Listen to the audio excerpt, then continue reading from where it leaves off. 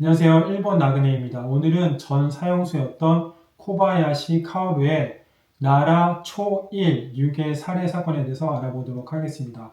이 사건은 2004년 11월 17일에 발생을 했고요. 2013년 2월에 사형이 집행이 되었습니다. 그렇다면 이 사건에 대해서 알아보도록 하겠습니다. 이 사건은 2004년 11월 17일에 일어난 초등학교 1학년 유괴 살인 사건이고요. 피해자의 이름은 코바야시 카오루, 당시 나이로 36세였고요. 당시 신문 배달원이었다고 합니다. 유괴돼서 살해당한 초등학교 여학생의 이름은 아리야마 카에데로 만 7세였고요. 여동생을 좋아하는 장래 희망은 간호사인 마음씨 착한 소녀였다고 합니다. 사건 발생일로 돌아가서 11월 17일 오후 1시에 아리야마 카에데짱이 하교를 합니다. 학교 뒤편길로 하교를 했다고 하고요. 학교에서 집까지는 걸어서 30분 거리였다고 합니다. 한국에서는 30분 걸어서 학교 간다고 하면 굉장히 멀다고 생각하는데 일본에서는 이런 학생들이 종종 있습니다. 그렇게 하교를 해서 집으로 걸어가고 있는데 중간에 어머니한테 연락이 옵니다. 이때 카에데짱이 휴대폰을 가지고 있었다고 해요. 그리고 전화를 받은 카에데는 지금 학교 근처에 있고 자전거를 가지러 집에 간다고 했다고 합니다. 그런데 오후가 되도록 연락도 없고 자전거도 집에 그대로 있어서 어머니가 주변을 샅샅이 찾다가 저녁 시간이 될 때까지 아무 연락이 없자 경찰에 행방불명 신고를 하는데 이때 연락을 받은 형사님은 뭔가 이상한 직감을 했다고 해요. 저녁 8시가 지난 즈음에 상황이 급변하게 되는데 이유는 바로 범인인 코바야시 카오루가 카에데짱 휴대폰으로 어머님한테 문자를 보낸 겁니다. 문자 내용은 딸은 내가 데리고 있다. 무스미야 몰았다. 딸을 받았다. 직역하면 이런 내용인데 의역하면 딸은 내가 데리고 있다라고 의역할 수 있을 것 같아요. 그래서 딸은 내가 데리고 있다라는 문자가 왔다고 하고요. 그리고 첨부된 사진이 있었는데 그 사진만으로는 카에데짱이 살아있는지 죽었는지 생존을 확인하기가 어려웠다고 합니다.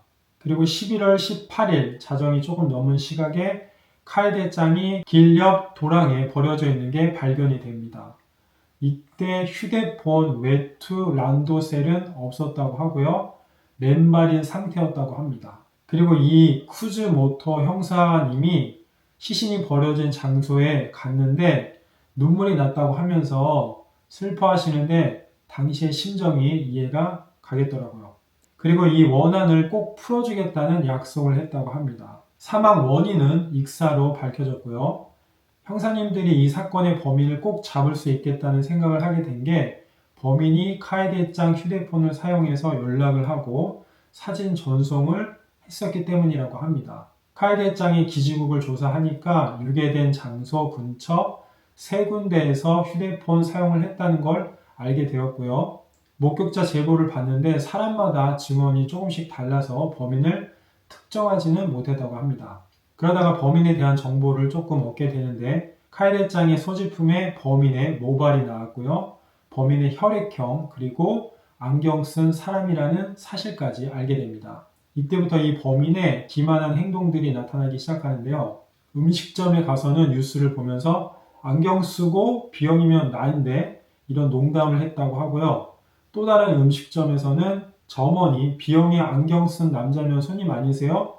라고 농담을 했는데 어떻게 알았어? 라며 장난을 치기도 했답니다. 그리고 자신이 범인일지도 모른다는 이야기를 하고 다니고 심지어는 카에데짱 휴대폰으로 찍은 카에데짱의 상처 입은 모습의 사진을 음식점 점원에게 보여주기도 했다고 해요. 그 사진을 보는 음식점 점원은 이런 거 어디서 났어요? 이렇게 물어봤는데 인터넷에서 보내온 거라고 대답했다고 합니다. 이 범인의 어리석음이 다행인 게 카에데짱의 휴대폰을 계속 가지고 있었어요. 그리고 카에데짱 휴대폰으로 찍은 사진을 본인 휴대폰에 전송하기도 했고요.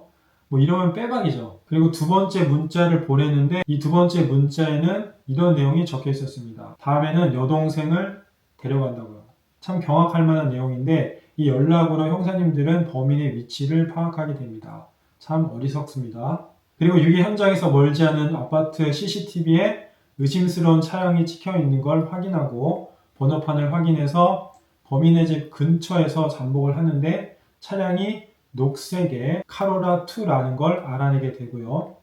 그렇게 CCTV 그리고 휴대폰 발신 기록 또 유괴 당일 쉬는 날이었다는 것까지 확인을 하고 드디어 체포 날짜를 정하는데 이게 좀 웃긴 게 우리나라 같으면 이렇게 증거 확보가 되면 곧바로 체포하러 갈 것 같은데 일본에서는 X데이라는 거를 정하더라고요. 그래서 바로 검거하러 가는 게 아니고 며칠 있다가 검거하는 그런 계획을 세우게 됩니다. 그리고 12월 30일에 신문 배달원이었던 카오루를 검거하러 신문 배달 업체로 갔는데 예상 외의 사태가 발생을 하게 됩니다. 그게 뭐냐면 신문에 본인 기사가 실려 있었던 거예요. 용의자가 특정되었다라는 기사가 실려 있었는데 범인인 카오루가 당시에 신문 배달원이었잖아요. 그러니까 그 신문에 자기 기사가 실려 있는 걸 보고 분명히 뭔가 액션을 취하거나 뭐 도망을 가거나 했을 거 아니에요. 그러니까 형사님은 피가 역류하는 그런 기분이 들었다고 하는 거죠. 그렇지만 카오루를 검거하는 데 성공을 했고요. 나중에 카오루 범인한테 물어보니까 자기는 아직 잡히지 않을 거라는 생각을 하고 있었다고 합니다. 어쨌든 이렇게 잡히게 된 범인은 이런 말을 했고요. 누구라도 상관없었다. 난 세간을 떠들썩하게 하고 싶었다 등의 말을 했었다고 합니다. 피해자 유족들에게는 한마디의 사과의 말도 하지 않았고요. 결국 2006년 9월 26일에 사형 판결이 내려졌습니다. 그리고 2013년 2월 21일에 사형이 집행되었습니다. 이렇게 오늘 나라 초1 유괴 살해 사건에 대해서 알아보았는데요. 범인은 사형이 집행되었습니다. 여러분들은 어떻게 생각하시나요? 속이 후련하신가요? 아니면 교도소의 끝까지 있어야 된다고 생각을 하시나요? 오늘 영상은 여기까지입니다. 오늘도 영상 시청해주셔서 감사합니다.